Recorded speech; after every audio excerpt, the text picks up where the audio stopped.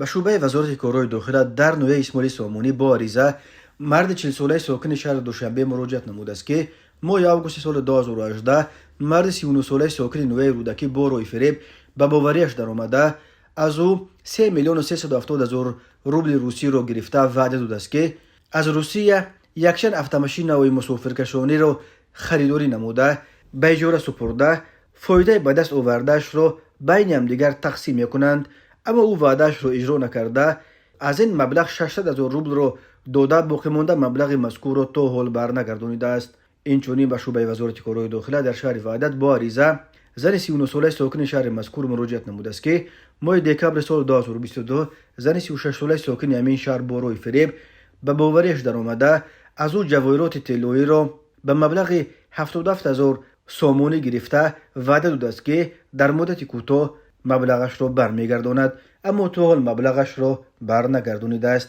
همزمان ضمن برگزار نمودن چاره‌بینی اپراتیوی جستجویی از جانب کارمندان میلیشیا معین کرده شد که مرد 38 ساله ساکن شهر دوشنبه ماه دکبر سال 2023 هنگام در کوچه بیناکاران شهر وحدت قرار داشتنش با روی فریب به باوری مرد 35 ساله ساکن شهر مذکور در آمده یک عدد автомاشین تمغه کیا رو به گرو مانده از جبر دیده 50,000 سامانی گرفته تا حال مبلغش را برنگردانیده است. اوید بین حادثه و تفتیشات ادامه دارد.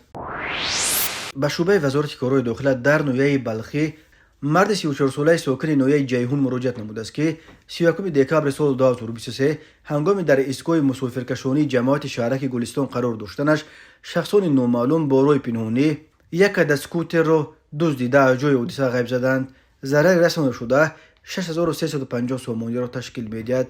در نتیجه گذراندن چاره‌بینی اپراتیوی جستجویی از جانب کارمندان میلیشیا مرد 29 ساله ساکن نویه بلخی با گمان صادر نمودن جنایت دزدی دستگیر کرده شد. این چنین به شعبه وزارت کارهای داخله در نویه سینا عریضه مرد 29 ساله ساکن نویه مذکور وارد گردیده است که 26 دکبر سال 2023 تقریبا ساعت 05:00 دقیقه شخصان نامعلوم با روی پنهانی از نزد طرفخانه یک عدد تجهیزات یخماز بروری فریزر را دزدیده از جای حادثه غیب زده است. ضرر رسانده شده 35,000 سامانی را تشکیل می‌دهد.